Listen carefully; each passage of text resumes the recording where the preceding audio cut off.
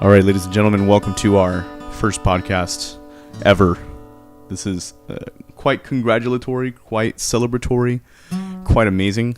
I'm here with Mr. Mikey. Hey, how's it going, guys? Let me bring them. You're really far away. Yeah, I am far away. Woo! Okay, well, don't. God. Now I've peaked it. Yeah. Now everyone thanks, is gonna leave the podcast. Yeah, only me and you are gonna listen to it. The second they heard you, me and you, we're gonna listen back to this podcast and we're like, haha, isn't this a great time that no one else is gonna enjoy? Everyone's gonna like the first 10 seconds are like, all right, I'm no longer interested. I know who will listen to this though. Who? I know Panda will listen to it. Panda would probably listen to this, yeah. Yeah. Shout out to Panda. Because he's got a crush on both of us. I think he has more of a crush on you. This topic of this podcast is who Panda is crushing on more. No, that's not. That's not the topic. That's not the topic. There is no topic. We have no topic. We just talk in a microphone for an an hour. But you guys can suggest topics that we talk about. We're gonna edit that out. There'll just be a cut, and you'll just hear. We're gonna edit that out, and everyone's gonna be like, "What did they edit out?" You know what we should do? We should occasionally, if I say something, we should censor one of the things I say, so it sounds like I'm saying something absolutely terrible. So, like, unnecessary censorship, basically? Yeah, like, I really hate those Cheez-Its, but then you blur out Cheez-Its. And they'll be like, whoa, did you say something like, inherently racist? Or was something really bad? I don't know. I hate That's an even better censor because there's the letter N. Oh, no! No! We're not. No, stop. All right, we'll edit that out, too. We're going to edit all of that out. You want to restart? No, it's fine. It'll be funnier with the edits because then people will just be like, what are all these cuts for? We'll call this Gray Street Radio, and then we'll put the colon, the two dots, and then we'll put edited. Edited. What's the unedited? The edit podcast. Where's that going? That's going to go right here in my big brain, and no one else is going to hear it ever again. That's not true. I have access to this because I, too, am recording.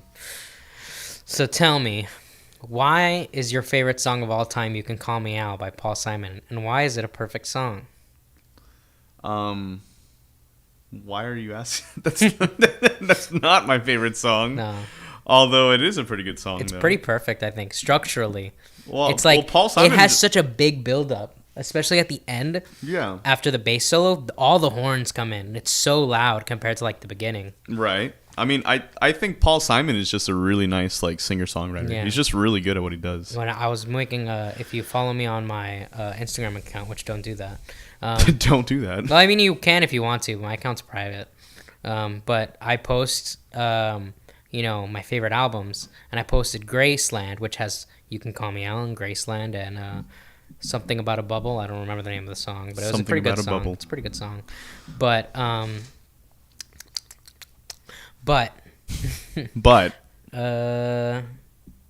it turns out like 5 or 6 of those songs in that album were recorded in Africa with African musicians, and he actually got in trouble at the time for that because there was some kind of boycott because of all the issues in Africa at the time. Seriously? Yeah, but I think he didn't care because he just wanted to bless the rains down in Africa. That's Toto, dude. That's also a perfect song. It's the best song of all time. You know what I noticed? Every song that's the best song of all time is a world beat song, and it's not just my opinion. Oh, yeah, dude? How many people would agree that Africa is probably one of the best songs of all time? I think most people. I think a lot of people would. I mean, would they say it is the best song? I mean, that's a different story. I'm obviously but one of the best ones. Yeah, I could see that. I'm obviously being a little bit hyperbolic when I say that, but it is easily one of the best songs of all time. Just like Dancing Queen.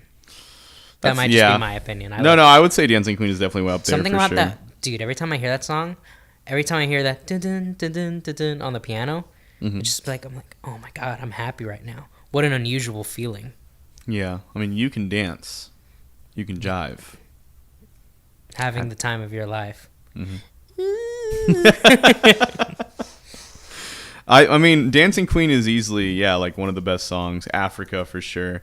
But going back to Paul Simon, because there's this one song that I really like from him, and I'm sure you've heard of it, 50 Ways to Leave Your Lover. Yeah, I actually prefer the cover of that, and you might laugh or you might smile when I say this. From what's his name? Is it Floyd Pepper? I don't remember the character's name. It's the Muppets version. There's a Muppet cover of it from when the Muppet Show happened. What was happening, And I actually think it's my favorite version of that song. Something about it I really like. Okay. Well, I've never heard of it, but I definitely want to listen to it later. There's some like surprisingly good covers from the Muppets. Like yeah, I actually like with the band, right? Like and then you have like Animal playing on like the drums or Dr. whatever. Teeth and what I don't know the name of the band, but it's Dr. Teeth's band. Dr. Teeth is based off Dr. John, who's like he's like this Louisiana he's from like New Orleans. Oh, okay. Like you've seen Princess and the Frog, right? Yes. The first song that plays, "Going Down in New Orleans," he sings that one. Oh, no kidding! Wow. Yeah, and he's like known for that style of music. So he's known for like the. Well, I know that he's known for that, but I haven't actually heard his music. I mean, neither have I. So this is the first I've heard of this. Damn, that's crazy, man. The Muppets. This isn't a music podcast, by the way. We're just talking about whatever we talk about, and we happen to be talking about music, and we might happen to talk about music more than any other topic because we're musicians, and we're also. Well, we could talk about video games and pornography. Obviously. I mean, we could, but we probably won't. Yeah, I mean, Hitomi Tanaka, though. I mean, that's. I agree. I agree. No, but the Muppets. Actually, okay. So Disney. You remember the ride from Disney? Yeah. Are they planning on replacing that or no? As far as I know, they have no plans to replace it. Is that just gonna stay? I would there? love for them to renovate it and make a new version of it. I think they should make a new version of it. That 3D creature is awful to look at. Yeah, that little like flappy like 90s freaking goofy CGI. Loser. Yeah, he's a loser, and I hope he gets killed. Dude, they have to redo. Well, I wouldn't say redo the theater. I think the theater's fine. It's just the animation. Yeah, it's like god awful, dude. Like every time I watch it in 3D, I'm just like, man, like that could be done so much better now. So much better now. The best part is at the end when the Swedish chef comes from the back and starts shooting at the little 3D creature. Yeah, takes out a cannon. I remember that. I love that in that ride that happens. It's the same thing that happens in Phil Our Magic, and you know people. I'm always sure I know what happens, but I make sure to look back because I know how people react. Okay, I'm in people's heads, right? I'm in their souls. No, it's just basic human psychology. If you make an effort to look behind you, people around you are going to look behind you, and those people around them are going to look behind them. So that way, no one misses it. When I go on the ride, I make sure to look back because at the end of Phil Our Magic, you can see when Donald Duck got shot out from the cannon, he ended up at the back of the theater. Right, and you can see like his ass. You see his ass, there, yeah. And then his ass falls down, yeah. And then Goofy's like, "Oh, yo, yep, yeah. Your ass is mine." Oh my god, Jesus. Dude, I love Disney. I miss Disney, man. Let's go right now. Right now? Fuck this podcast. Fuck you guys listening. Just right. You want to go right now? Except you know what? Let's censor the curse words because our family might listen to this. Yeah. And I want to be nice to them. So no, I'm gonna take back my "fuck you" from my family. But we're still censoring that word. You can't do that. I'm gonna take back the thing I just said right now. I can take back things I say. Yeah, but you can't. I mean, look, it's already on recording, man. If I put it out there uncensored, you're up the creek without a paddle. I'll give you all a kiss. I'll give you a kiss. Which, by the way, that reminds me, man. I use that term, up the creek without a paddle, at work, and people are just like, what are you, like 80? I'm like, that's a very common phrase to use. Does your dad use that phrase? Yeah, my dad uses that phrase. That's why you use it. But it's such a very, like... None of my parents have used that phrase. Up the creek without a paddle? I've heard the term before, but not from my parents. Well, I don't know. My dad... Well, my dad's super old school. I heard it from this movie that came out in 1822. That's not true. That's not true. A movie that came out... You mean a silent film? Yeah. And he's just like, you're up the creek without a paddle. It's just the train. And everyone goes, oh! Apparently people were terrified of that. Like when they saw the video of the train. Oh, yeah? They were like, oh my God, it's going to hit us. Because people back then were stupid. Apparently. You know, like they had to take kids out of Bambi because the children were crying so much. What, because the Bambi got shot or something? No, the mom died. Oh. Yeah. You not know what Bambi is? Dude, I haven't seen Bambi in a while. I don't think I've actually sat through the movie. I've seen Bambi 1,942 times. One for 1942? Yeah, that's the year it came out. No, I don't think... I mean, I've seen it a lot. I like Bambi. I like looking at that deer. Anyways. Thumper's funny. Thumper is the cutest, yeah, because so like when he gets that kiss, dude, his foot goes like... He gets... Dude, we all know what that is. Oh yeah, man. He's they don't call him Thumper Dude, for nothing. they found a way to give a bunny a mustache. Yeah. He totally has a mustache. He's like, oh shit. He's clearly like the handsome friend. Right. Because they gave him like that handsome pencil mustache, but with whiskers. With instead. whiskers. Man, there's so many OG Disney films I haven't seen though. Which ones? Like, was it The Sword in the Stone? I've seen that one. That's not that old. Peach Well, Dragon. it actually is quite old, but Yeah, I mean it is pretty old. it's man. from like 1970 something. That's what I'm saying. Peach Dragon as well. I've never seen that. I've seen every one of the animated films. That is an animated film. Yes, but it's also live action. But it's animated. Yes, but it's like Roger Rabbit. It's not considered. Don't give me that. It's if you look at the animated original films from Walt Disney, that is not going to show up. That's part of the live action ones. I guess. I mean, I guess if you consider it that form, sure. I heard the remake was very bleh. Peach Dragon? Yeah. I've never seen it. I never saw it either. No. I did see the Dumbo remake, and while I thought it was pretty whatever, and I hated the little girl, and whoever plays the little girl, look, it's not your fault. You didn't write your character, but you're annoying as hell, and I hope you don't get any more movie roles.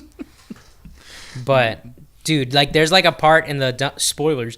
There's a part in the Dumbo remake where like they all see Dumbo's little feather get burnt up, and then she like looks at the dad or whatever. And it's like, Dumbo lost his feather. And it's like, we all saw it. The audience saw it. The characters saw it. Dumbo saw it. Why are you saying that? Like, I know it's supposed to be a children's movie, but in Dumbo, when Dumbo finally flies, the little mouse doesn't have to go to the camera and be like, kids, did you see that? Dumbo can fly now. We're not watching Dora the Explorer. We're watching a movie. Right. Oh, my God. And dude. she does that a lot. She just says shit that we just saw happen. And I'm like, this little girl, not only is she annoying, but I don't like her.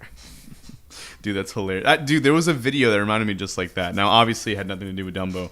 But have you ever seen Sequelitis by Ego Raptor? There's one with Mega Man X versus Mega Man. Yeah. And so he was complaining about the newer Mega Man games where like the little girl goes, Mega Man, those platforms fall when you jump on them. And he's just like, I said, shut up! I know how they work! And, you know, oh my God. But it's just like that. It's like, he can fly now. It's like, yeah, thanks. Should we start feuds already? Should I start calling out Arin Hanson, or should we wait for... Yeah, let's... You know what? Arin Hanson, if you're out there, bro, girl, like... You're a phony. You're a phony, dog. I don't He's like a you. phony. I'm going to say this right now. I don't like you, Arin Hanson. I love Danny Sexbank. So, hey, Danny, if you ever want to, like, hit me up, you know. Yeah, dude, I hit you up all the time. Danny... What's his last name? Avedon. Sure. All right. Danny Avedon from Game Grumps. If you ever want to leave Game Grumps and start a gameplay channel with me, I'm available, dog. But he's single. honestly, no, Danny's talented. He's funny, and he's good looking. Arin is not attractive at all. He used to be funny, but now he denounces anything he used to consider funny. Like, he's just like, oh, those things I did in the past, they were mean and awful, and I regret making those jokes. What It's a loser. like people got so upset with Arin, they started making compilations of all the times he used the N-word. Oh And it was God. so funny. It was so funny to see the hypocrisy. Yeah. There's nothing worse than seeing someone who just turns on their audience like that. The same thing happened with Ethan from H3H3. Yeah. Some people say that happened with iDubbbz, but iDubbbz was only calling out people because, you know, it affected his girlfriend. So he gets a pass, obviously. Well, I wouldn't even say that, dude. I feel like he's still kind of a simp because of that whole like OnlyFans thing. Well, yeah, he I would say he is. Yeah. But I'm saying that he didn't turn on his fans. He was just Yeah, he defending. didn't. He was defending his girlfriend. Yeah. I mean, he was just defending his decision to be like, look, I'll stand by my girlfriend regardless of whatever the hell you guys think. Yeah. And then everyone was just like, well, you're a simp. Yeah, like, dude, simp. Ian didn't go on and say you are the most vile, repulsive creature that no woman would ever want to love. No, he didn't say that. Ethan, H3H3, said that. Right. Which is, he like took it way worse than Ian took it. Like, I don't know what was going on with Ethan in that. I don't know, dude. To the point where Ela was literally like, I think you should calm down. And then Ethan's like, I think you should calm down. I think you should calm down. And then Ethan's like, no, I'm serious. And it's like, I was hoping he'd be like, I'm just joking. No, he just said he's serious. I'm like, Look, man, I think the best thing to come out of his podcast. PewDiePie is the best YouTuber. Subscribe to him now. Well, I wouldn't say he's the best. He's one of the best. You know, he's the best not for content. His content's good. Mm-hmm. He's the best because he's the biggest. but not just because he's the biggest, of course. But He's also the biggest, but he's also super humble and modest. He's like actually very genuine. And he's stuck to his morals. That's true. I would say and he doesn't back down. Yeah. You know, man, I would love to see Leafy. I would love to see Leafy survive in this climate. You can't even curse anymore. Yeah, dude, and he's still thriving, man. Like, yeah, he just made a Pokemon video. Yeah, he did, and that thing funny. blew up. Oh my god, he made 2 actually. He did one called the Nuke, and then the Fallout. People got so upset at it. So upset. Oh my god, but dude, really, like, let's be real here. Tier 3 subscribers. It's like, what are you doing? Like, why? If I had the income, like, let's say right now I don't have any Twitch subscriptions. I used to, but I have a few Patreons that I donate money to. One of them I give $10 to because that's what I need to get the things I want from it. And then the other one I just give $5 a month to. Now, if I had the income, like, let's say I was making, I don't know, like $100,000 a year, some shit. Not even. Let's say I was making $25,000 a year. That's like nothing though. That is nothing, but it's more than double what I make. Okay, well, there you go. So let's say I was making 25 a year. Let's bump it up. Let's say I was making 30K a year. 30K, okay. I would, if I really liked someone's content, like there's this one Kingdom Hearts streamer that I used to be subbed to, but because of, financial reasons, I stopped subbing to him. But if I was making 30K a year instead of what I'm making now, I love his content. He's great at what he does, and he's not entertaining in the traditional sense, but I enjoy watching him. I would gladly be a tier 3 sub. Right. But what does Pokimane do? She just watches videos and just reacts to them. And she plays video games occasionally. Now, when she's playing video games, then she's earning her money, regardless of how good she is. Yeah. She's playing video games. She's doing the job. When she's just sitting there looking at videos going, huh. Wow. What? That is not worth the money. See, Critical's a good example. He's also a Twitch streamer. Yeah, he is. But when he posts his shit to YouTube, he edits it. He does. So that way, there is a reason for you to go and watch that. Yeah, he does. Yeah, and I love him for it, dude. I watched his reactions are hilarious. No, not only that, he did a chess championship and he won in like less than 10 moves or something. It was crazy. How? Yeah, I don't know, but apparently he's like really good at chess. And I was like amazed because, like most people look at Twitch streamers as like cretins or something, but this guy, he just like demolished this dude in like 10 moves. He is a cretin. No, I like Critical. I wouldn't say he's a cretin. He's pretty cool. Although honestly, I do kind of miss his shorter hair, but I think he looks good with long hair too. He looks great with long hair. He kind of looks like Keanu Reeves. Keanu Reeves? Yeah, Keanu Reeves. You mean Rihanna Keeves? Yeah, Rihanna Keeves. Rihanna Keeves. I love Rihanna Keeves. No, what did he say at E3? You're all special. No, you're gorgeous. You're beautiful. You're beautiful. And then he goes, no, you're beautiful. You're all beautiful. Yeah. That was a great moment. Oh my god, dude. That was one of the moments. And then the guy that actually got like the guy who said you're breathtaking. Breathtaking. That's what it is. Yeah, the guy who said you're breathtaking actually like CD Projekt Red hit him up and were like, yo, you want a free copy of Cyberpunk? And they were like, nah, man, actually donate that stuff to like charity. I think that's what he said or whatever. But yeah, it was actually really cool to see that he was just like, yeah, I'm the meme, but you know what? I'm not gonna profit off of it. You know what I think? I have a strong feeling that game's not going to be very good. Why? And I don't know. You think it's just going to bomb? Like no, all this hype? It's going to make so much money. Okay. But I think it's going to suck. Well, okay, look at it this way. Or at least it's going to be like an average game at the very most. Okay, well, look at it this way. Because I remember when Fallout 76 was announced. And that was like, yo, another Fallout game! Oh my god! And then it came out. I never played like MMORPGs, and even I was like, oh, I'm pretty hyped for that actually. 76? Yeah, I was hyped for it. Yeah, and then the reviews came 16 times the detail. Todd Howard, dude. 4 times the size of Fallout 4. Oh my god, dude, that was amazing. Actually, when he said all that crap, and then we just get this total Everyone's piece of garbage. I was like, really? You're gonna do that much? And when he said that, I was like, oh, they must be using a new engine. Yeah. And then the game came out, and I'm like, oh, it looks even crappier. And it's buggy, and there's no NPCs to talk to. Bethesda in 2-3 years has dropped down to EA's level. Pretty much. It's quite horrifying. And I'm kind of ashamed, actually, because Bethesda made these beautiful, amazing games. Fallout 3, Fallout New Vegas, Skyrim, Oblivion, all of it, man. And it was so beautiful. And then they brought out this piece of crap, and now they're trying to profit off of it by selling things like your own private servers. You could actually buy a subscription for your own private server. The best option is Lightwood Laminate. Lightwood Laminate. Lightwood Laminate. Lightwood Laminate. Lightwood Laminate. Lightwood Laminate. Oh my god. Die, cheater. Subscribe to Internet Historian if Internet you're not. Historian made this one video, and it's totally worth the watch. I think it's like 40 minutes or something like that. It's called I think The it's Fall. only 20 minutes. 20 minutes? Oh, I think thought the No Man's Sky is the 40 minutes. Engoodening of No Man's Sky is like an hour almost. But that's really like all these videos. Just watch Internet. Watch Mahler. He makes like 3-hour videos. I mean, if you have that time, sure. I don't. I just watch it while playing video games.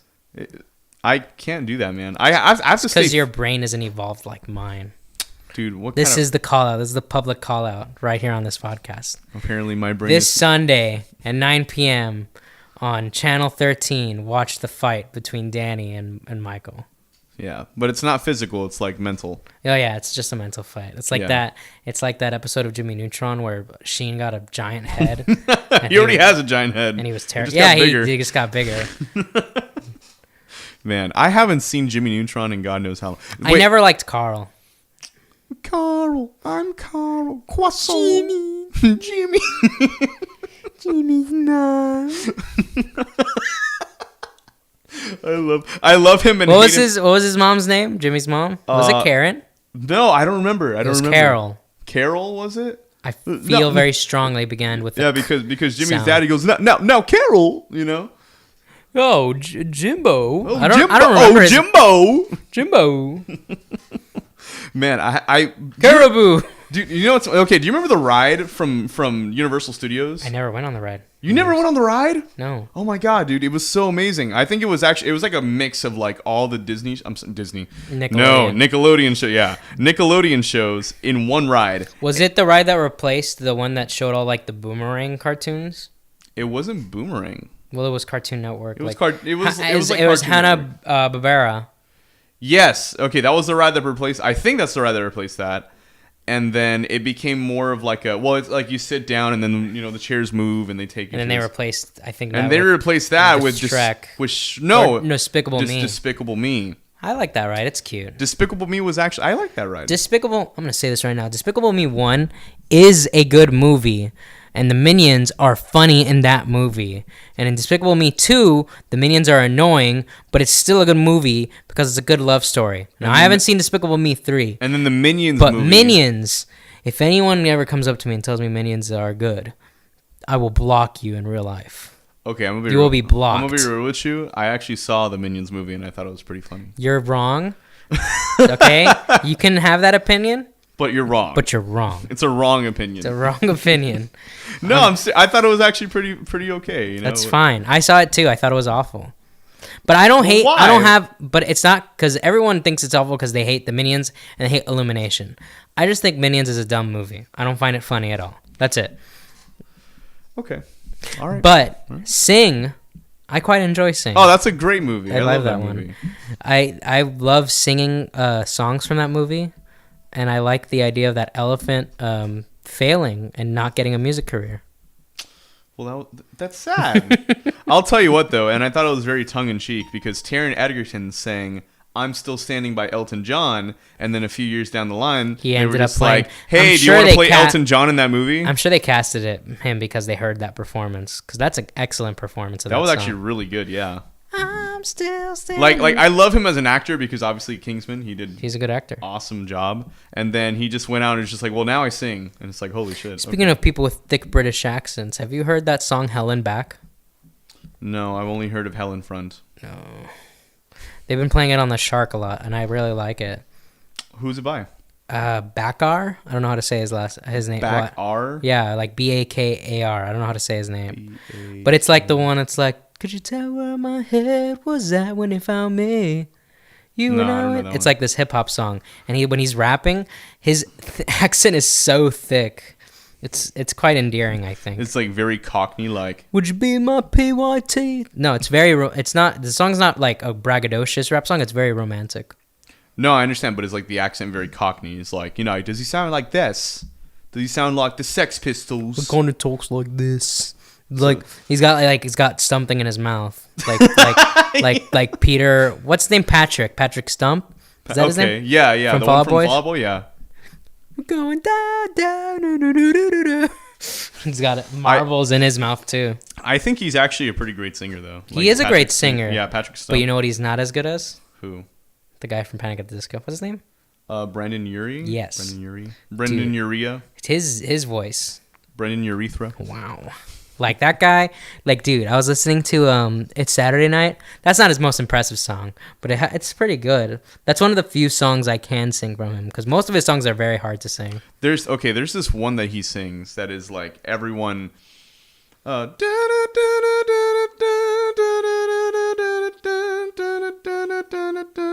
It sounds familiar, but I'm not sure which one it is. I think that's how it goes. Yeah, I'm not sure. I think that's actually like a very impressive like vocal range. Well, I mean, obviously he's had other stuff. Well, High Hopes has a lot of impressive, like the main chorus. Gotta have high hopes for the living. That's already really high for a chest voice.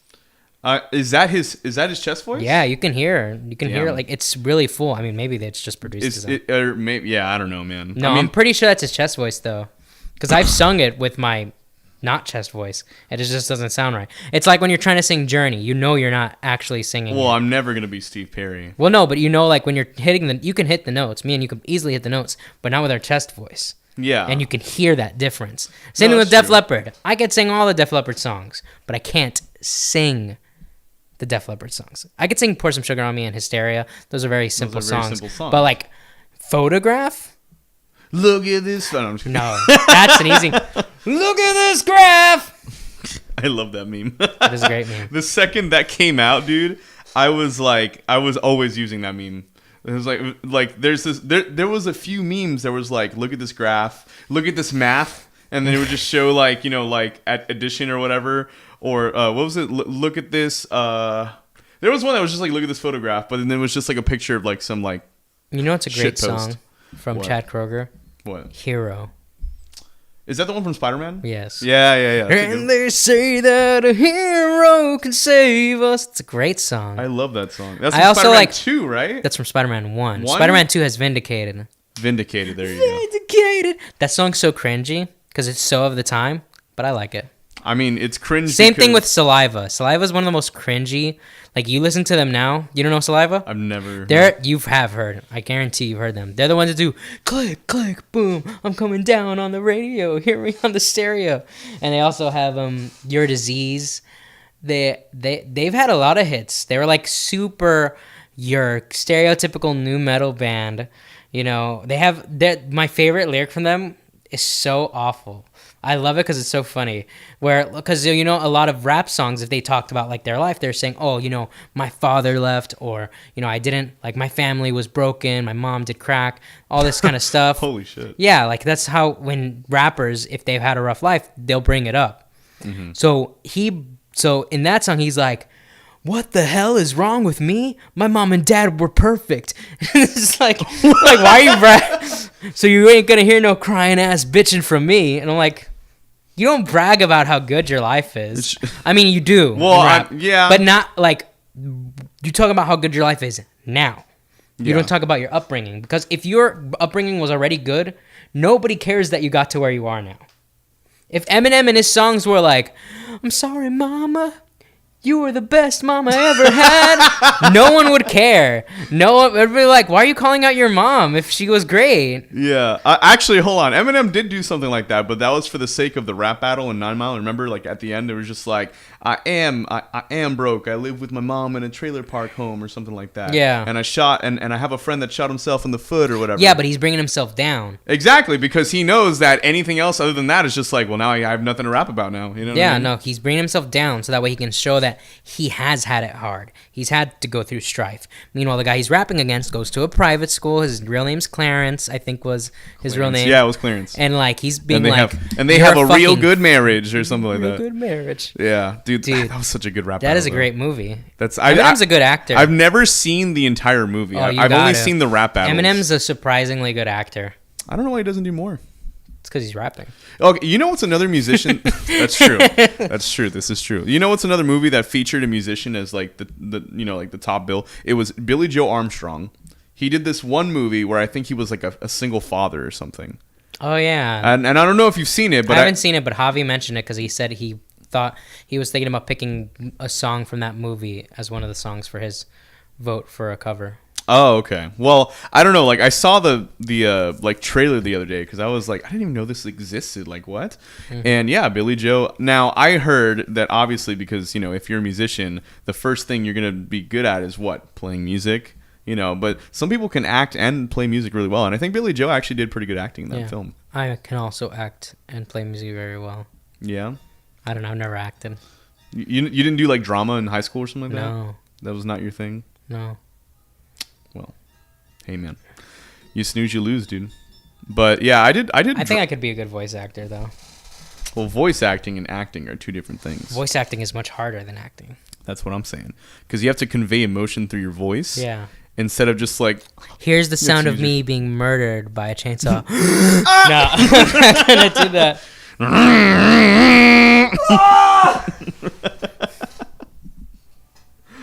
Oh man, but voice actors have it hard, dude. They do, and they are hard. Yeah, because like in the studio, just like. Anyways, yeah, I mean it's tough being a voice actor. Because I mean, Bill Farmer, the voice of Goofy, is not signed to Disney, and he never has been because he's always been like he's always decided to be freelance. I mean, that's the way to do it, dude. Dude, he probably makes so much money. Every time they're like, "Yo, we need you to be Goofy," he's like, "He'd be like, yep, I fucking bet you, you got it." Yep. He basically sounds kind of like Goofy when he talks normally. Yes, I've heard much less, just like I've heard the interview, just less like Southern, I guess. He's just like, "Oh yeah, I'm Goofy. Hold on." Yeah, that's exactly what he sounds like, dude. He just sounds like Goofy, but like not as Goofy. You know what I mean? It's just like a normal, like you just take away all the silliness in the Goofy's voice. Boom, there you go. You have that dude's voice. Like if that guy, if he screams for help, he would just go help. But if he was Goofy, he'd go help, help, yeah, Sora, oh Mickey, Donald, I need your help. Revive me. I have the ray gun. Yuck. It's the best thing about one of the best things about the Kingdom Hearts is just hearing Goofy say all the other Disney characters' names.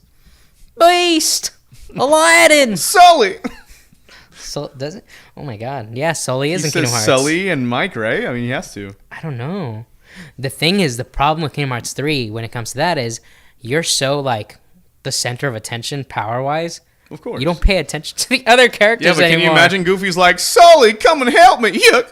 James B. Sullivan, help. James B. Sullivan. Mike Wazowski. Mike Wazowski, I need your help. I can't do Donald. Yeah. What is that? Is That's that the Donald? Mike Wazowski scream. Oh, it's a yeah. Yeah, like that.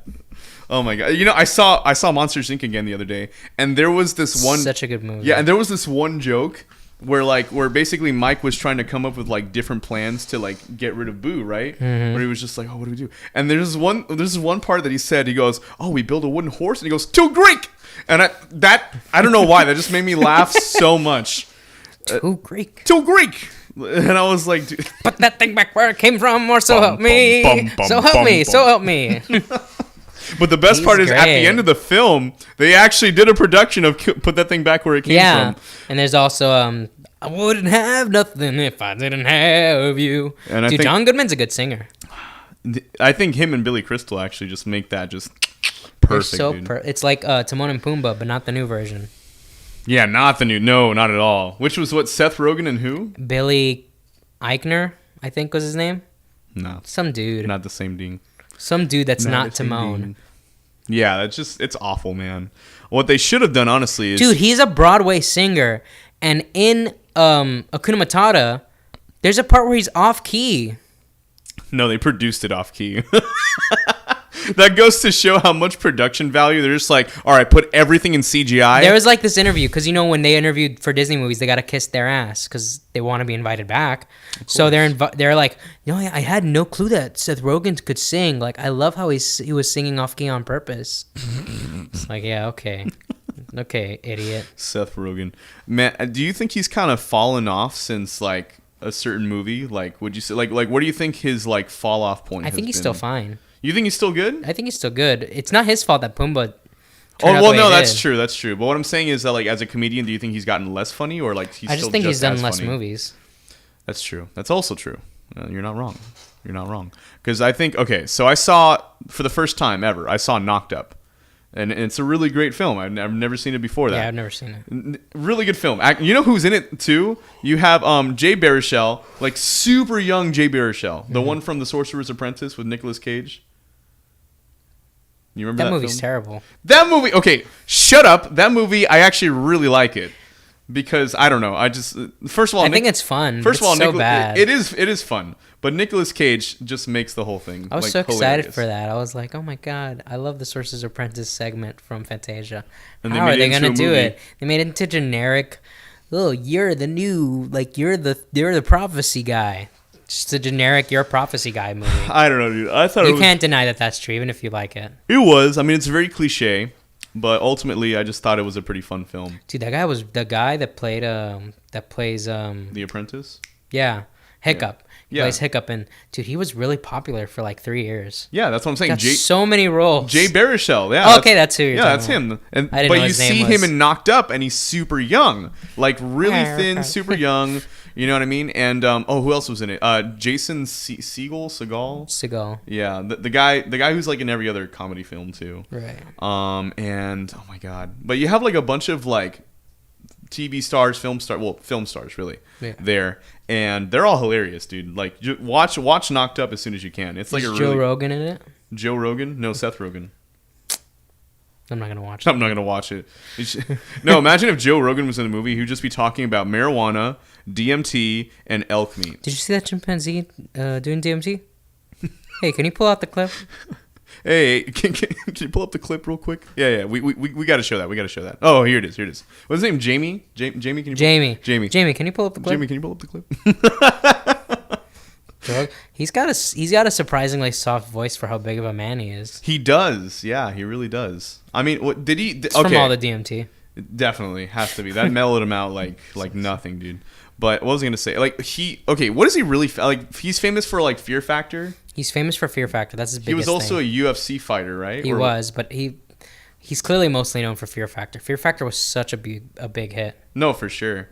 I was on Fear Factor. No, you weren't. In the Universal ride. That doesn't count. It's not the same thing. I wasn't on that either. Can you imagine Joe Rogan is just like, all right, guys, I'm here at the Universal Studios Fear Factor. I wouldn't doubt he was probably there for like the first like day or two that it came out. Oh, for sure, yeah. Unless he wasn't in Fear Factor anymore by the time the ride came out. I'd have to know what the timeline was. I mean, I don't know. I mean, I know him because I actually knew what him. I know is I wouldn't have nothing if I didn't have you. Okay. All right. But we belong together. That's a great. Another reason why Toy Story 3 was the perfect freaking dude. Brain blast. Toy Story 3 ends with the song "We Belong Together," and then Toy Story 4 is just like separated.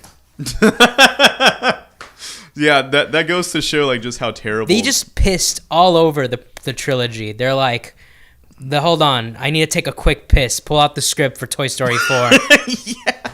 Dude, you know what's funny? I own Toy Story 4 and I haven't seen it at all. It's still in its bubble wrap. Don't open it. What is it? Throw it into a fire. Well, is it really that bad? It's as disrespectful to Toy Story as The Last Jedi is to the original trilogy. I would say The Last Jedi was actually not nearly as bad as The Rise of Skywalker. The Rise of Skywalker logically is worse, but The Last Jedi does more damage to characters. Oh, I would say that 100%. Mm-hmm. Like, I think Finn should have died. So the thing with Toy Story 4 is that while it doesn't do so much damage to, like, logically, although there are some logical major inconsistencies. Yeah. Okay. Yeah, like Bo Peep being a porcelain doll and being this adventurous, cool Lara Croft character now that wouldn't shatter into a billion pieces within the first week of doing all that crap. Yeah. Like, Toy Story, obviously, like, because people are always like, oh, are you taking like a fictional movie so seriously? Because there is still some logic in these movies. Right. You know, when Sid is in the first movie, when he's putting all those toys and mushing them up together, you're not, as a person watching the movie, you're not going, they're just toys. Who cares? You're like, that is horrifying because you're already enveloped into the character. So when you see this porcelain character doing all this crazy stuff, in the back of your mind, even if you're not thinking about it at the time, in the back of your mind, all it takes is for someone like me to tell you that. And you're like, yeah, she should be dust by the end of that movie. For sure, yeah. She should be gone. And then she's like, oh, I just put a little tape to fix it. It's like, that's not how you fix porcelain. Yeah. That's not how you just... No, it's really funny. It's like that Geico commercial. That's not how any of this works. That's how this works. How any of this works. But I think it's funny that Bo Peep as a porcelain doll, right? Because I think I haven't followed Toy Story 4. I know that she's like she's part of the carnival or something like that. She's part of the Lost Toys crew. I don't know if that's what they're called, but it's a bunch of lost toys, and basically they basically have their own little adventures. Like they're like, oh, we don't want to belong to any kids, so we're just gonna live our lives or whatever. Interesting. And then I guess like they meet. Oh, because they meet her like while trying to find Forky. They're trying to find Forky, which is the biggest plot device. It's the stupidest. Okay, for who you can make another Forky. Woody cares about toys very much, but he's also very he's very reasonable. Like he's very smart, and he would understand that Forky, while being Bonnie's favorite toy, he's not an idiot. He would understand Forky would be thrown away. Best scenario within the month. Oh, 100%. I'd say within the week, but best scenario within the month. Yeah, because I mean, at the end of the day, he's not even really a trash. toy. He's just he's like literally a piece of trash. Yeah. Screw that kid and screw her creation. But even if I don't even like Bonnie that much, if I'm being 100% honest. But Andy entrusted Woody to Bonnie. So Bonnie lives where? In the neighborhood that Andy lives in, or Andy's mom lives in. So when he comes back from college and he's going to visit Bonnie because they're friends, and he's going to be like, oh, how are all the toys? He's going to see that Woody's gone. And I talked to, I think, who was it I was talking to about this? I think I was talking to, it was either Brichelle or Laura. But I was talking to one of them about it. They're friends.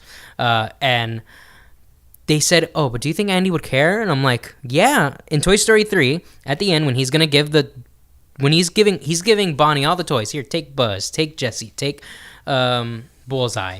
And when he has Woody, she reaches for Woody, and he pulls back because he still really cares about Woody deep down in his heart of hearts. Yeah.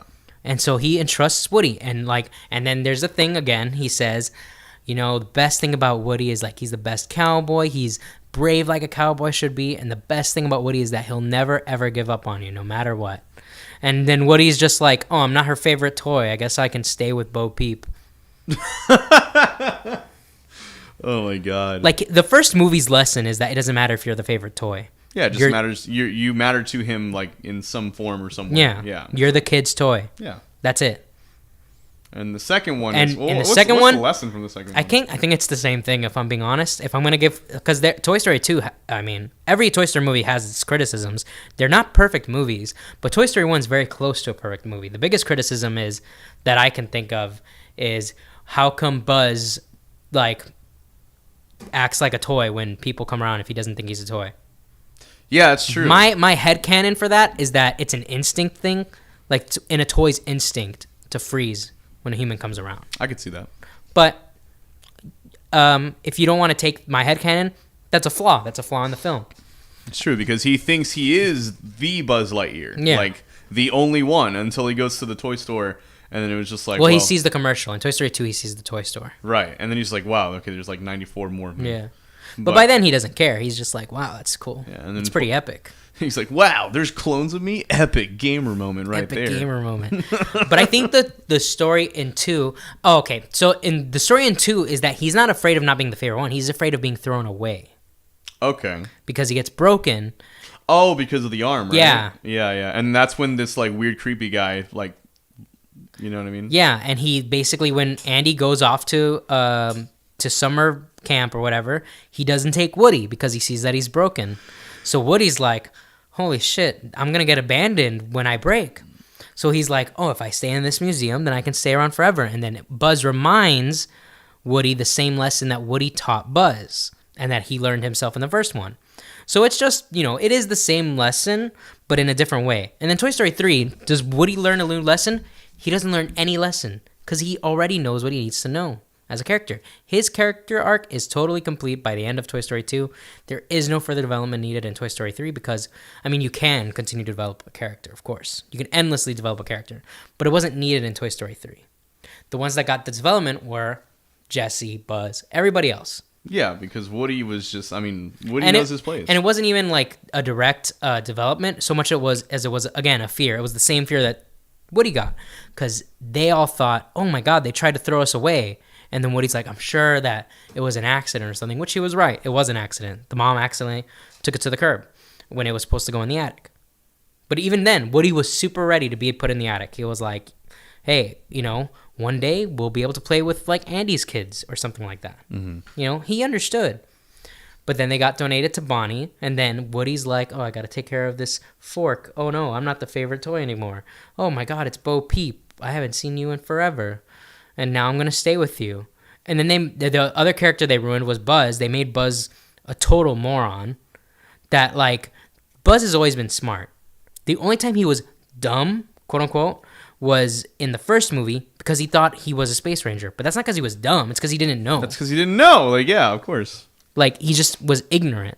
Right. But once he knew, he was very smart. Toy Story 2, he's the one that saves Woody. He comes up with a whole plan. He doesn't need to push a button to be like, oh, what should we do here? Push the button. Put cones on your head, soldier. He doesn't need that. He comes up with that on his own. So in Toy Story 4, it's like, let me press this button. Well, look above you, soldier. And he looks above, and Woody's there, and he's like, oh, there's Woody. And then later on, when it's time for them to split up, him and Woody, he presses like the button, and it says something akin to, sometimes you need to move on, soldier, or something like that. And so he just says bye to Woody. So his... Because I think... if I remember correctly, Woody or another character says, oh, you need to like follow your conscience or listen to like the voice in your head.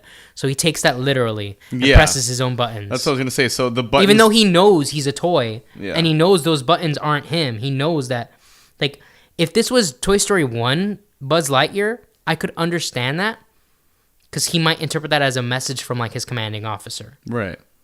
But that's not the case. This is Toy Story 4 Buzz.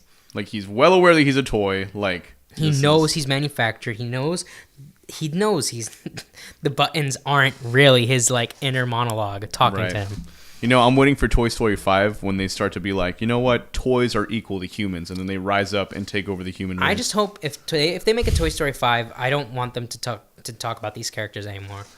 I want them to move on. What, you want to make like new toys? Make it an anthology series. Yeah, because I feel like a Toy Story... The movie's not called Woody and Buzz. It's called Toy Story. Yeah, it's a you can make it about any story toy. about toys. Fleshlights. I was looking forward to Toy Story 4 because they said it was going to be a romance story. And I was like, oh, that's got to be between Buzz and Jesse. We're going to develop that further. Awesome. I'm ready for that. And then it was between Woody and Bo Peep, who was already established to have been given away. And that's it. And then they ruin Woody's character. Just ruin everything, yeah. And we don't even see the rest of the characters for more than like 10 minutes. Yeah, that's like none of the original characters, yeah. right? Yeah. We see all these new characters. And Jordan, Key and Peele's, their character, they were funny, but they didn't replace, Rex, Mr. Potato Head. Or Piggy. Or Ham is his name. Ham, that's right, yeah. The pig. Or Slinky RC. Dog. He's not important, but, RC's cool. Or Slinky Dog. Slinky Dog. El Slinky Doggo. And have you been on the Slinky Dog ride? Yes, I have. It's have so you heard good. when it's the Spanish voice comes on? Yeah. Hola, El Slinky Doggo. El Slinky Doggo. That's more accurate. Wait, and what about with the penguin, right? The penguin that Weezer. Yeah, but I'm pretty sure he got given away at between 2 and 3. I know, man, but he was such a good character. I loved him. He was like one of my favorite ones. What did he sing? Oh yeah, he sang like the Frank Sinatra version of "You Got a Friend in Me." You got a friend in me. Yeah, and it sounds so like silky smooth. So smooth because he got a new voice box. He's like, thank you so much. I can't really stand it anymore. I've been stuck in this attic for 3 days. I haven't. Man, I gotta rewatch all the Toy Stories They're now. so good. They're still so good. Even if the first one visually doesn't hold up as well, but it still looks fine. Yeah. It's just the human characters that you're like, Yeah, Dude, when you see Sid, you're like, when they freaking get back at Sid, that's some terrifying stuff. oh my god! Can you Imagine the imagine toy that? just starts talking to you when you grab it. What does he say? It's like something we see everything. Yeah. So play nice. He Screams like to the top of his lungs. Oh my god! And then he becomes the garbage man. Becomes the garbage. There you go. And garbage men make a good living. They make a very good living. You know, it turned out well for him. Yeah. Hey, I guess he stopped playing with with toys like that. Blowing shit up. I mean, now he ties it to the front of his truck. But I mean, that's better. That's what lots of Hug and Bear deserves. Also, we're gonna move off Toy Story 4 after this. Also, the villain. She does the most horrible shit to Woody and to I don't remember if she does anything that bad to Forky. But she basically forces, because she's like, oh, you're not going to get Forky back unless, you give me your voice box, basically. Right. So Woody gives her his voice box and she gets a new owner and that's it. She doesn't face any consequence for the bad things she did. What happened to Sid? Traumatized for the rest of his life. What happened to Stinky Pete? He got taken by this little girl, and now he's going to have to deal with being a toy to a little girl. Right. Which, I mean, he's still owned by someone. I guess that's not the worst thing to happen. But still, that's bad for him, clearly, because he doesn't like it. No, And then 3, Lots of Hug and Bear gets tied to the front of a truck, and now he's going to end up like the other toys where they're all busted up. And he's like, they're like, you're here with us now. Yeah. Man, actually, they look like they don't mind it at all. No, they probably love the thrill of all the wind in their face. They're like, yes, this is much better than being handled by 4-year-olds or whatever. Yeah. But there was this one. I think I bought the toy or something, or like my niece bought the toy or something. The Lots of Hug and Bear. Like Lots he smells or whatever. like strawberries. He smells like strawberries. Yeah, all the normal ones, because they have the tinier ones, but all the normal Lots of Hug and Bears, they all smell like strawberries. They smell so good though. They do. I wanted that toy, and I was like, 20, 18 when that movie came out. okay, 18. Okay. No, Toy Story 3 came out 2010, so I was really 16. Yeah. Wow. Yeah. That was that feels like so long ago. But that was long ago. No, there's no way, dude. If it was, that means I would have been 12 in 2010. Then you were 12.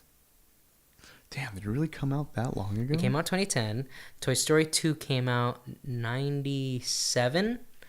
And Toy Story 1 came out 95 or 94. That's crazy. Yeah. Like, technology has evolved so much now to where it's just like, holy crap, And I mean, like, the animation just keeps getting better and better, like, every day. Oh, yeah. I thought the animation... best thing about Toy Story 4 is its visuals. No, Stunning. Yeah. Breathtaking. You're breathtaking. You're all breathtaking. No, but there was this, I was going to say, like, I saw it's kind of like a behind the scenes sort of deal, where, I don't know what they were doing. I think they were using, like, virtual cameras or something like that, where essentially dude, it's so weird, man. They can swap out virtual lenses. And they use, like, different bokeh filters. It's like super crazy cinematography, but it's all digital. Like, none of it's real. So, like, just something so in-depth just to record, like, what computer-generated images. Yeah. It's like, it's crazy, dude. But, I mean, it makes a lot of sense, too, you know what I mean? Because, obviously, when you upgrade your technology, your animation gets better. But not only that, everything else starts to look better, too, so... Yeah. Man. I thought, to be honest, man, when I was like, let me see, 2010, I was 12. So when I was 10, when I saw Avatar for the first time, like the blue people, the Na'vi, I was like, dude, nothing is better than this. This is like peak animation. Yeah, I thought the same thing. Even though I didn't like the movie, I could tell it was like, this is visually impressive. For the time. Yeah, I mean, for the time, it was like, now when I crap. watch it, it doesn't, I mean, it still looks great. It still looks really good, yeah. But I mean, it's held up really well. I can see more that it's fake now. Yeah, like, I mean, the problems come out. I mean, we're just waiting till Avatar 2 comes out, and then we're gonna see. And no one watches it. And no one cares. Well, not only that, it's been so long since Avatar 1. It's like, do you think anybody still cares about it? No one cared about the first one, even the people that like it, because I know you like the first one. I did like it. And my sister likes it. Even the people that like it don't care about it. It's true. It's true. Because when you care about something, you know shit about it. You're like, oh yeah, my favorite character is this one. My least favorite character is this one. I know this character's name, this and that. The only character people remember is Sully and Neytiri. I don't even know her name. Is she the lady? She's the lady. She's the lady. And hold on, the doctor lady, Grace Augustine. Who is she played by? Sigourney Weaver. Yeah, so I asked my sister, I'm like, okay, who are the characters? She's like, Sigourney Weaver. I'm like, that is the actress's name.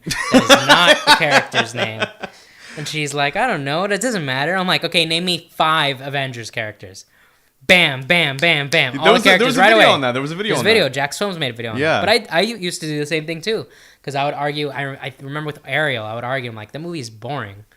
Because I think it's boring. I just think it's Pocahontas in space. Because it is. And pretty much. And there's some really dumb things about it. Like, we need to find the rare material, unobtainium. It's literally called unobtainium. Fucking name. That's like a name that was in the first draft, and they forgot to change it. They're just like, well, are we gonna call it something? They're like, nah, let's just call it unobtainium. Genius. It's like brain exploding with brain power. Yeah. Like Rian Johnson's directing. Yeah. Also, hold on, because dude, Javi told me Knives Out was good. Knives Out is not good. I never saw it. I've never seen Knives Out is there's like a character. Maybe I'm misremembering, but I'm pretty sure there's a character that every time she lies, she like throws up. What? What is that? What? I don't know. It's just like the grass is red.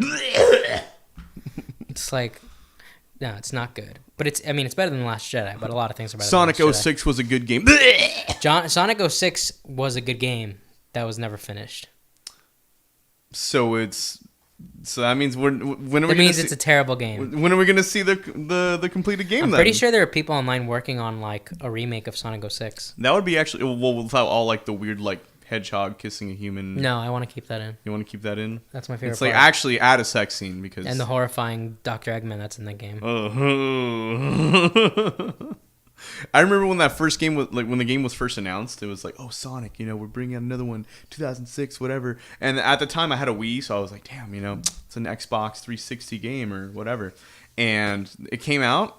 And I wasn't really looking into it because I didn't own an Xbox. And then obviously as the years went by, I was like, oh, it was a bad game? Really? I was like so excited to play that game. And then I saw like actual gameplay of it and I'm like, oh. Broken.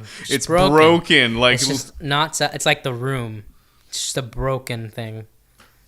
Wait, you talking about like the movie? Yeah, the movie The Room. What do you mean? That's a great film. It's a great film to watch. It's the best film ever, possibly. Yeah, okay. Arguably one of the best films of all time. Probably one of the funniest films of all time. You're tearing me apart, Lisa! Oh, hey, Johnny, I didn't notice you. You're my favorite customer. It's just like, hey, Johnny. Hi, doggy. Hi, doggy. Keep the change. Goodbye. Tommy, how do you say Tommy Wiseau? Cheep, cheep, cheep, cheep, cheep, cheep, cheep, cheep, cheep, cheep. Is that what's his name? Tommy Wiseau. Tommy Wiseau. Tommy Wiseau. He's still. Did you see the clips of him as the Joker? I did. That was. It's just screaming at this. Like that's such a like. When I first saw the video, I was like, "Oh my god." Yeah. What's going on? Why is he just screaming? Terrifying, man. Oh my god. He is a terrifying man. How old was he when he did The Room? He must have been like in his. I don't know. He looks the same age now. He looks the same. He doesn't age. I think he's an alien. He might if be. If anyone like I know like aliens, they're like the conspiracy theories and stuff. I believe in the existence of aliens. I don't think an alien's ever come here. Except for Tommy Wiseau. But if tomorrow some FBI agent said Tommy Wiseau is an alien, not a person on the planet would blink. So probably go on with their day. Honestly, like I see, dude. I didn't see that. You see the movie called The Disaster Artist, which is pretty much just that was like a great movie. I haven't seen it yet, and I've been meaning to see it. You should watch it. It's great. But I heard is Tommy Wiseau in the film? I don't remember if he's in the film, but James Franco does an amazing job as Tommy Wiseau. He's like a really good like impression. Super good. I've heard better impressions, but he's just good. I mean, he's at it. Dave Franco's. Sorry, James Franco. James Franco. Dave Franco's is the brother. The brother. And I think the brother. He in the movie too? I think he plays Johnny or Johnny. Yeah. No, Johnny's Tommy Wiseau. What's his name? Mark. Oh, hi, Mark. Yeah. Hi, Mark. Yeah. It's not true. I did not hit her. It's bullshit. I did not hit her. I did not. Yeah. Hi, Mark. And then like 10 different times in the movie, they're just throwing the football. because that's what Yeah, they're just like that's what they're not like Americans do. throwing it. They kind of just like toss it to each other. They're like, playing catch. They're playing catch. That's what they with do each in other. America. Yeah, I guess. And then no, but like the weirdest part is like there's like thousands of pictures of spoons. Yeah. For no reason. And hold on. And the funniest part is because there was like a super uncomfortable sex scene in the room where he's like fucking her belly button. It's so weird. And hold on, but not only that, before that, Mark, the character, he was like, "Can I watch?" And he's like, "You're so funny." No, it wasn't Mark. It was Or was it like a smaller kid? It was like someone else, right? Yeah, his name was Danny. Danny. Oh, well. Hey. What was it, Denny? Denny. I think it was. Well, I don't know because Mark Wazo. I think he makes it sound like Denny. Like, I love hanging out with you guys. Just like smiles at them. It's like, okay, dude, you fucking freak of nature. Freak. Oh my god, yeah, but it's true. I got the test results. I definitely have breast cancer. Wait, what? Yeah, it's the mom of Lisa. Oh, that's right. Yes. But she said it like so nonchalantly. She was like, "It's true. I have breast cancer." And then the kid is like, he's getting beat up by this gang dude. Mm-hmm. And then like, she's like, "Where'd you get the money from?" And it's like, "It doesn't matter to you." And she's like, "I'll show you." And she grabs him by the freaking collar. It's like this kid just got like a gun pointed at him, and you're beating him up. It's like, what? Why would you not just use your weapon? You know, the gun that you have in your hand that would probably cause more damage than of just fisticuffing him. No. It's not the gang member. The gang member already got kicked out by Tommy and Mark. Oh, it's the grandma. It's the Lisa's mom. She's like, "Why did you owe him money?" And he's like, "It's none of your business." And then she's like, "I'll show you." And she grabs him by the collar. No, okay, no. I haven't. I'm telling you, I haven't seen the movie yet. I've only seen bits and pieces. I've seen most of the movie. I haven't seen it in its full entirety, but I've pretty much seen all the scenes. Isn't it like 2 hours or something like that? It's pretty long. It's pretty long for like no reason either. Like no. What is the plot? What is going on in the movie? The plot. That's the plot. The plot is like Johnny is like this, like he's your average American, quote unquote. So Tommy Wiseau is Johnny. Okay. Tommy Wiseau, the director, the producer, the writer, the lead actor. He's there and he's just like, I'm like, I got this great girlfriend, I got this great job, I got great friends, everything's going great for me.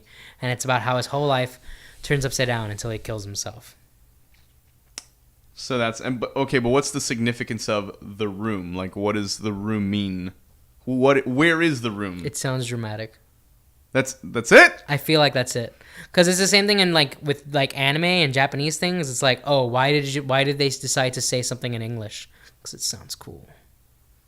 I guess that's fair. Like they have an attack, and instead of just saying like, I don't know, like Genki, whatever breaker would be in Japanese, they go spiritu breaker, and then they just do an attack, and it's like, why'd they say it in English? It's because it sounds cool. I guess I don't know. To them, it sounds cool. Yeah, to them, like, just like let's do it in English. I mean, it's a comedy, so it's obviously a parody. But there's this guy, and he's like, instead of saying perfectly ready, he goes ready perfectly. Ready perfectly, and like it's like so like, but it's supposed to be right. Damn. I've noticed that in animes that sometimes they do say English words on purpose. Yeah. Yeah. They'll usually say English words if they're trying to either sound cool or they want to like, they just find it fun. Like instead of just going hi, they go okay. Okay. They say okay, or they go yes. Yes. Oui. Like there was there's this, it's one of my favorite rom-coms, Lovely Complex. It's about this guy and this girl, and the girl's like, what is she, like 6 feet tall, 5'8", and the guy's like 5'3", 5'4". So he's shorter. Yeah. And that's the whole dynamic. That's their complex. It's their lovely complex. That's the whole plot.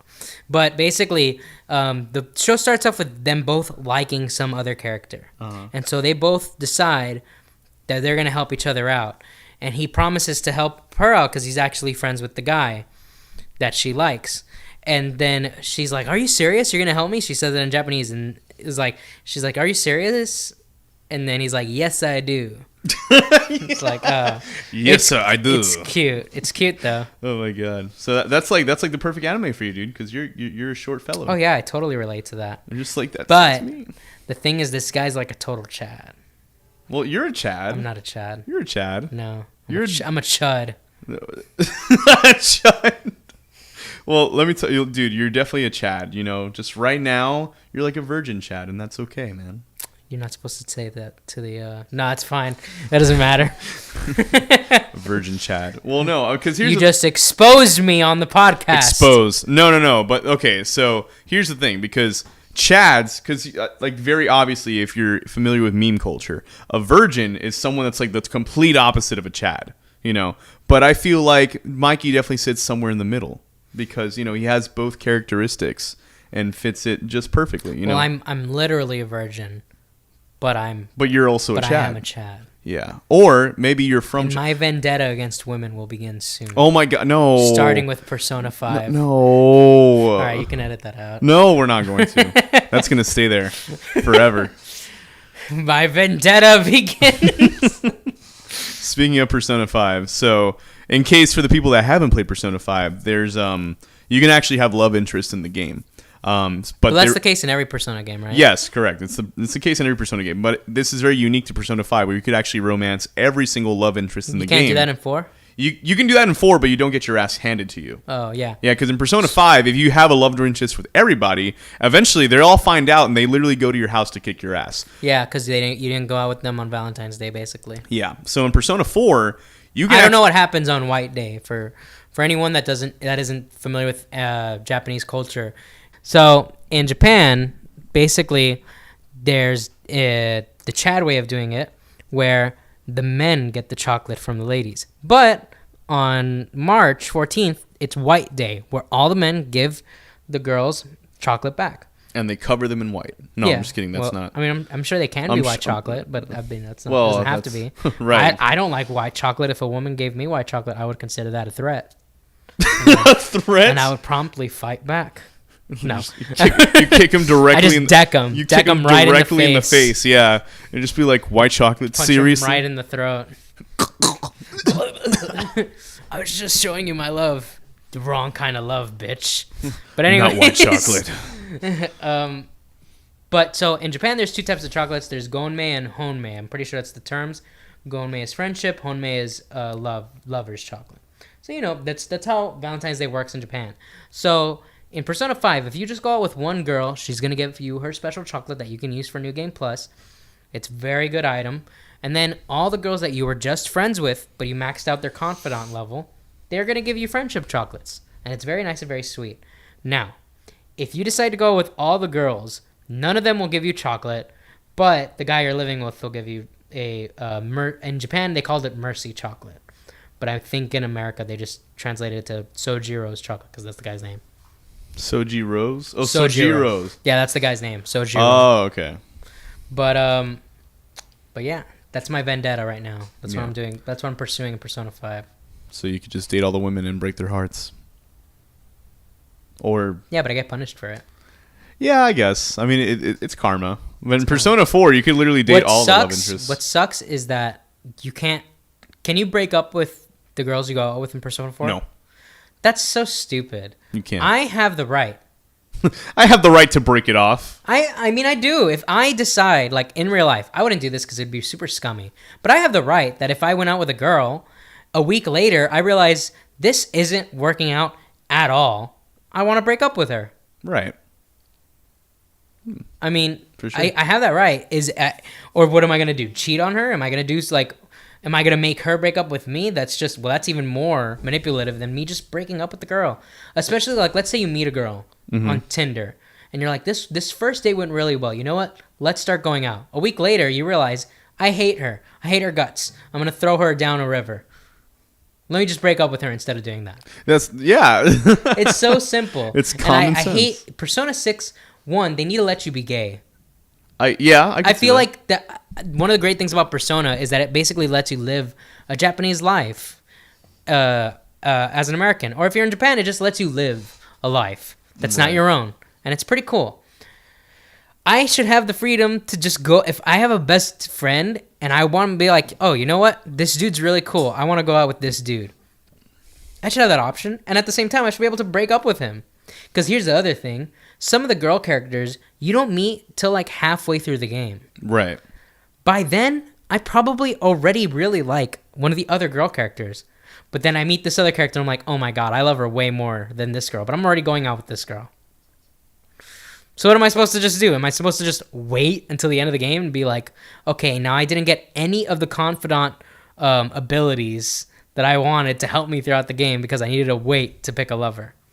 Yeah, it's kind of silly, dude. I think what you should do is just be like a total hoe and just At the very least, they should give you the option that if you become friends with them, that you can later decide to start a relationship with them. That'd be cool. But I do agree that you should be able to be gay in like the next Persona game, because that would be like that. Imagine, you know what I mean? Like you open up a lot more to like, you know, lovers and that kind of stuff. And not only that, I'm sure players would. Dude, I would love to go. Dude, I would go out with Ryuji.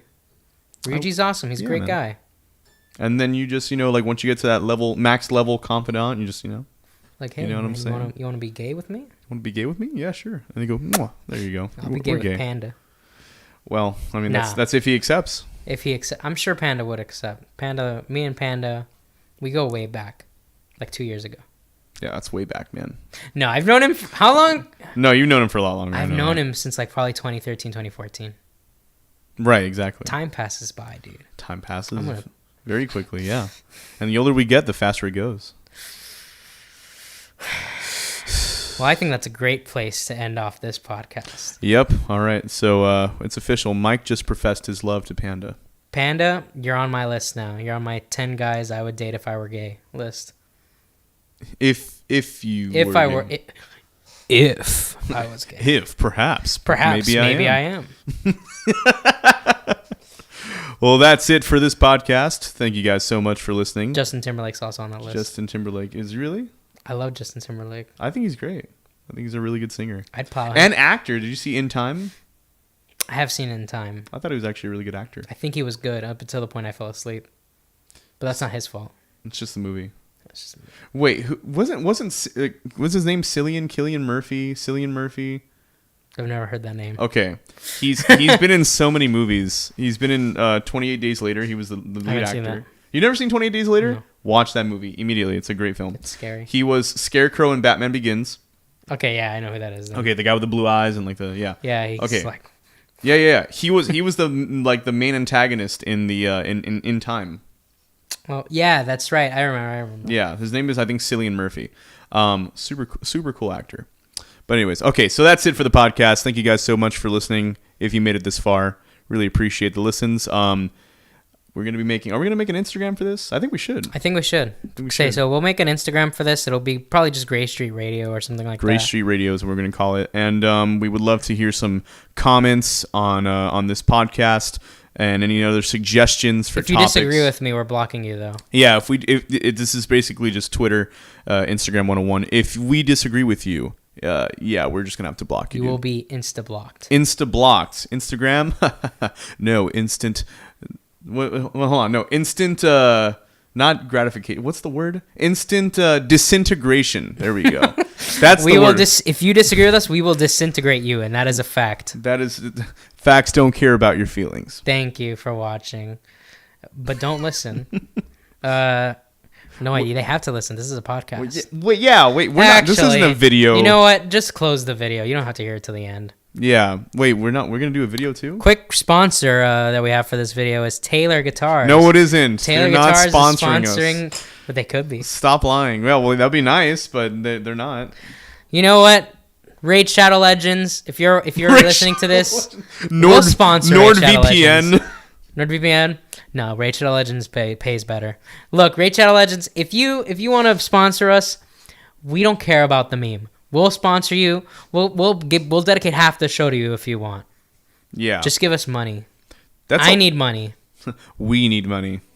Look, this COVID crisis has been totally screwing with us. Let's start a Patreon. Let's do that. Let's just start everything. We'll do that after after 10 episodes, we will start a Patreon. So help us build this thing up. So that way you listening right now don't have to pay us. Yeah, or just other fans can pay us. Or just donate to us directly. Like literally just be like, hey, what's your Cash App? Just ask us for a Cash App. What's your PayPal? This whole podcast was a ploy to get you to give us money. Easily. But I hope you enjoyed it anyways. Yeah. Well, all right, guys. Take care. Be sure to leave us a recommendation of what you want us to talk about. Because if we obviously touched on everything, and this is kind of what the format is going to be. We're going to talk about whatever is interesting to us. So if you give us a topic, we will talk about it. But I guarantee you that will not be the topic by the end of the episode. Oh, yeah. It will almost never be. But we will talk about it. We'll talk about most anything. Yeah, like we'll pretty much start with it and then just pretty much tangent on it all the way until the end. So... All right, guys. I think this is like the 5th time I've said, all right, guys. All right, let's guys. Go. Yeah, all right, guys. But no, seriously. Thank you guys so much for listening. Have a great day, and stay safe out there. I love you. I love you. Oh, you're saying that's the audience? No, I'll end it on the kiss. Oh, okay. Well, all right, bye.